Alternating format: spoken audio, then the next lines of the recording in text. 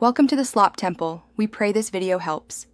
You start by collecting only the essential files and connections so you avoid rework later.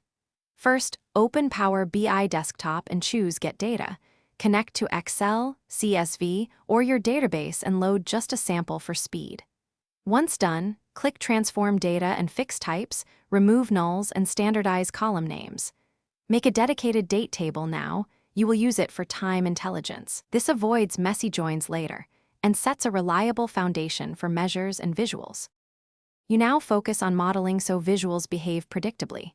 Begin by arranging tables into a star schema and create relationships, using single-direction filters where feasible. This simplifies context. Next, write DAX measures for core metrics like revenue and growth. Use Calculate for filters and DATAD for comparisons.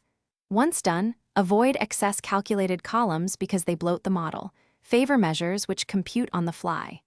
Finally, test measures against sample visuals to confirm numbers match source reports and expectations. You finish by crafting clear pages and deploying the report.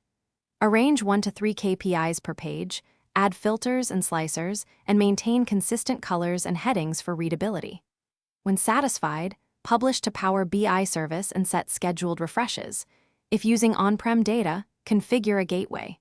If numbers look off after publish, check relationships and measure filter context first, then inspect refresh history and gateway logs. If data still seems stale, clear local cache and reprocess the model to force a clean refresh.